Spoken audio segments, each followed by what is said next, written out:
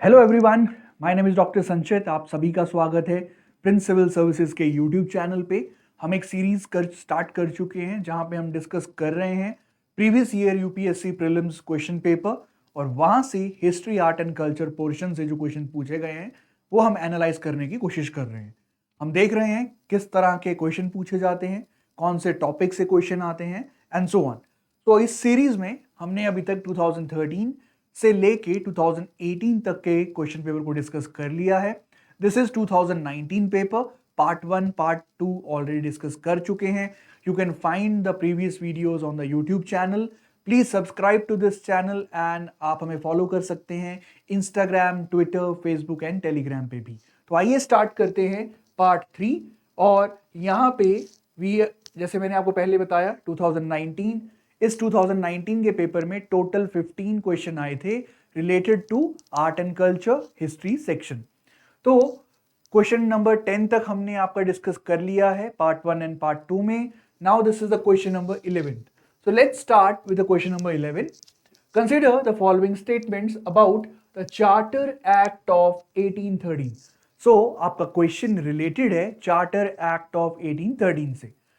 First statement है, it ended the trade monopoly of the east India company in India except for trade in T and trade with China. तो क्या 1813 का जो charter act था उसने जो east India company की monopoly थी, ट्रेड मोनोपोली थी इंडिया के साथ, उसको एंड कर दिया, लेकिन ट्रेड इन टी या और साथ ही साथ चाइना के साथ जो ट्रेड था उसको अभी भी कंटिन्यूड रखा। पहला statement. Second, it asserted the sovereignty of the British crown. अब सबसे ऊपर टॉप मोस्ट पोजीशन पे ब्रिटिश क्राउन रहेगा ओवर द इंडियन टेरिटरीज, उसकी पावर को मान लिया गया। Third, the revenues of India were now controlled by the British parliament. तो ये आपके तीन स्टेटमेंट हैं regarding the charter act of 1813। Very important. Constitutional provisions आपके बहुत इंपॉर्टेंट रहे हैं कॉलोनियल एरा के और साथ ही साथ post independence era. There are high chances कि यहां से क्वेश्चन पूछा जाएगा। The right answer is only first and second statement are right. Yes, ये ट्रू बात, ये सही बात है कि आपका चार्टर एक्ट जो था 1813 का, उसने ईस्ट इंडिया कंपनी की जो ट्रेड मोनोपोली थी उसको खत्म कर दिया था, लेकिन फिर भी अभी भी आपका मोनोपोली ट्रेड जो टी में था, चाय में था और साथ ही साथ चाइना के साथ जो ट्रेड था उसको वैसा का वैसा ही रखा, अनटच्ड था वो। सेकेंड स्टेटमेंट भी ठीक है कि यस, इस एक्ट के थ्रू जो सोवरेनिटी है ब्रिटिश क्राउन का इंडियन टेरिटरीज पे वो मान लिया गया कंपनी के द्वारा। थर्ड स्टेटमेंट गलत है क्योंकि आपका जो रेवेन्यू है इसमें क्लॉज डाला गया कि 20 साल तक अभी जो रेवेन्यू होगा उस पे आपका अभी भी हिस्सा रहेगा, किसका? ईस्ट इंडिया कंपनी का। So that is why first and second statement are right, the third statement is wrong.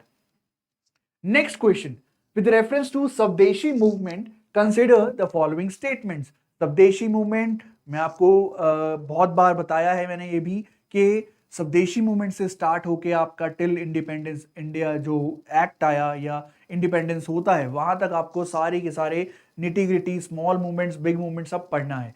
तो ये स्वदेशी मूवमेंट 1905 में स्टार्ट हुआ पार्टीशन ऑफ बंगाल के खिलाफ। तो यहाँ पे उसके रिगार्डिंग क्वेश्चन है, it contributed to the revival of indigenous arts and craft and industries.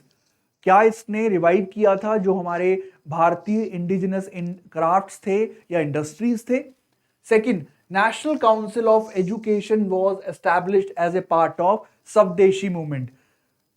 जो नेशनल आपकी काउंसिल बनाई गई थी एजुकेशन, क्या उसको एस्टैब्लिश किया गया था as a part of Swadeshi movement? ये आपके दोनों स्टेटमेंट्स हैं। आपसे पूछा गया है which one is correct. The right answer is both 1 and 2 are correct.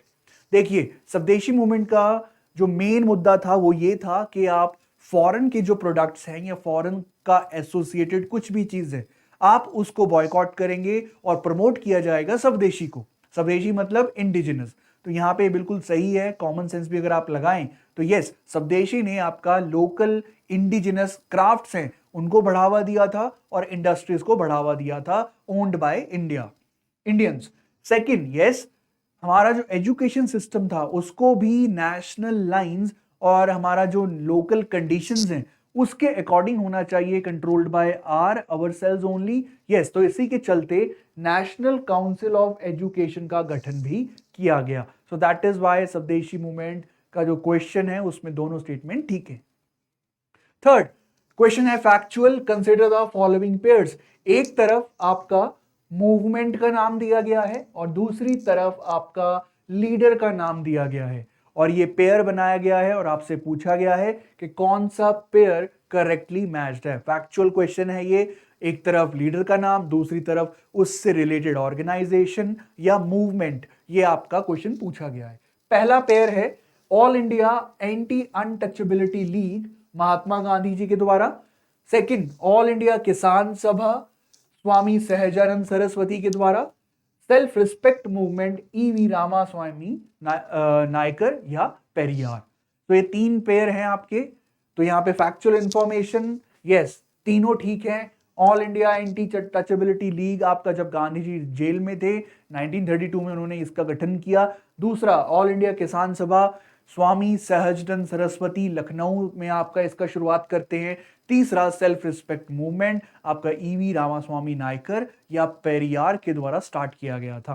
तो ये आपको सब पता होना चाहिए, अलग अलग ऑर्गेनाइजेशन, सोशल रिफॉर्म मूवमेंट्स, उसका लीडर, उसका मेन आइडियोलॉजी, ये सब आपको पता होना चाहिए। Next question, with reference to British colonial rule in India, consider the following statements. First statement है Mahatma Gandhi was instrumental in the abolition of system of indentured labor। क्या महात्मा गांधी का रोल था abolition of indentured labour system को करने में? Second, in Lord Chelmsford War Conference, Mahatma Gandhi did not support the resolution on recruiting Indians for World War।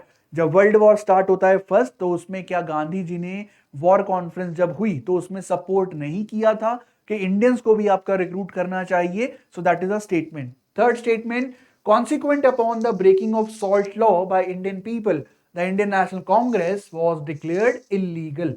जब आपका salt law को break किया जाता है, जब आपका सिविल डिसोबीडियंस मूवमेंट स्टार्ट होता है, डांडी मार्च स्टार्ट होता है, तो जब सॉल्ट लॉ ब्रेक किया गया तो क्या इंडियन नेशनल कांग्रेस को इलीगल डिक्लेयर कर दिया गया था? ये आपके तीन स्टेटमेंट हैं। यहां पे फर्स्ट स्टेटमेंट राइट है, बिल्कुल करेक्ट बात कि महात्मा गांधी जी का रोल बहुत रहा है जो इंडेंचर्ड लेबर है उसका जो सिस्टम है उसको एबॉलिश करने में। थर्ड स्टेटमेंट भी ठीक है, सॉल्ट लॉ जब ब्रेक किया गया तो इंडियन नेशनल कांग्रेस को आपका इलीगल डिक्लेयर कर दिया गया। जो स्टेटमेंट नंबर 2 है वो गलत है।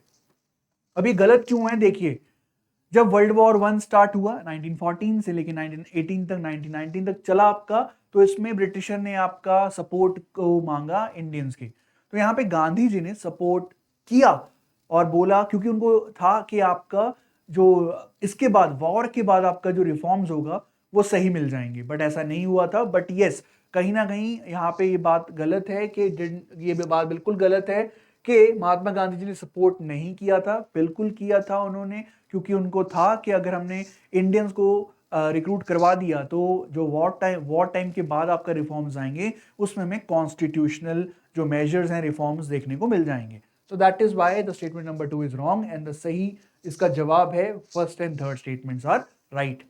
नेक्स्ट क्वेश्चन, लास्ट क्वेश्चन 2019 का, with reference to Indian national movement consider the following pairs.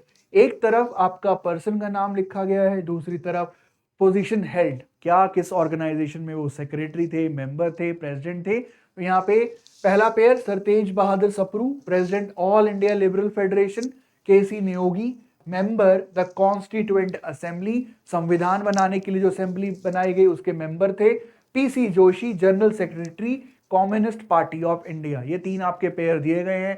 Factual question है, बट ये आपको याद करना है, पर्सनैलिटी, उनका कॉन्ट्रीब्यूशन, उनके साथ रिलेटेड ऑर्गेनाइजेशन, उनकी आइडियोलॉजी। तो यहाँ पे द राइट आंसर इज तीनों पेयर्स आपके करेक्टली मैच किए गए हैं। तो देखिए ये था 2019 का पेपर। एक बार क्विक रिकैप करते हैं कि कौन कौन से टॉपिक्स आपको पढ़ने हैं। ऑब्वियसली भक्ति मूवमेंट्स ऑफ सूफी मूवमेंट आपका इंपॉर्टेंट क्वेश्चन है। उसके बाद एडमिनिस्ट्रेटिव सिस्टम, जागीरदारी, जमींदारी, फ्यूडलिज्म, सामंतवाद, ये सब आपको पढ़ना है। आर्ट एंड कल्चर से देखें तो म्यूजिक में आपका Indian classical music, Indian folk music, music instruments, major personalities and so on. Architecture, temple style जो है आपके, चाहे वो नगर है या द्रविड़ है, ये सब आपको पढ़ना है और उनके निटी-ग्रिटी डिटेल्स आपको पढ़ना है। फिर पेंटिंग्स, बहुत सारे स्कूल ऑफ पेंटिंग्स हैं, चाहे वो मुगल स्कूल है, चाहे वो आपका राजस्थानी पेंटिंग है, पहाड़ी स्कूल है, तो ये सब आपको पढ़ना है। फिर क्वेश्चन आया स्वदेशी मूवमेंट, कारण क्या था लॉन्च करने का, क्या नए नए मेथड्स अपनाए गए, कौन कौन लीडर थे एंड कॉन्सिक्वेंसेस क्या थे। फिर हमने देखा जैनिज्म एंड बुद्धिज्म, ये तो आप 2013 से हम कर रहे हैं, every year there is a question from Jainism and Buddhism. Next, revenue system की बात करें तो मेडाइवल इंडिया का मुगल्स के टाइम में रेवेन्यू इनकम क्या सोर्स था, एक्सपेंडिचर क्या था, इंपोर्ट एक्सपोर्ट क्या था, ये सब चीजें आपसे पूछी गई। टर्मिनोलॉजी पे क्वेश्चन पूछा जाता है, विष्टि क्या है, forced labour. Art and culture फिर आया, स्कल्पचर की बात हुई। फिर उसके बाद आईबीसी साइट आपको दिया गया और आपको पूछा गया इनमें से कौन सा साइट नहीं है, तो उसी तरह सी पोर्ट्स, आईबीसी साइट्स, चाहे वो पुरानी साइट्स है, एंशिएंट, मिडीवल एंड मॉडर्न, ये सब आपको पता होना चाहिए। फिर पर्सनैलिटी पे काफी क्वेश्चन पूछे गए, चाहे वो महात्मा गांधी थे, चाहे वो आपके और बहुत सारे लीडर्स के रिगार्डिंग एसोसिएटेड ऑर्गेनाइजेशन, उनका कॉन्ट्रीब्यूशन, उनकी आइडियोलॉजी, ये सब आपसे पूछा गया। फिर हमने देखा हिस्टोरिकल बैकग्राउंड ऑफ कॉन्स्टिट्यूशन, चाहे वो 1773 का आपका रेगुलेटिंग एक्ट था, पिट्स इंडिया एक्ट था, और करते करते चाहे वो 1813 1853 का चार्टर एक्ट था, तो ये सब इंपॉर्टेंट है, ये आपको पढ़ना है। तो दैट वाज 2019 का question paper, history art and culture subject से हमने डिस्कस किया। इसके बाद we will go on to the 2020 and so on. So please do watch the previous videos, please subscribe to this channel. आप हमें follow कर सकते हैं Telegram, Instagram, Facebook and Twitter पे भी। Thank you, keep learning and keep watching.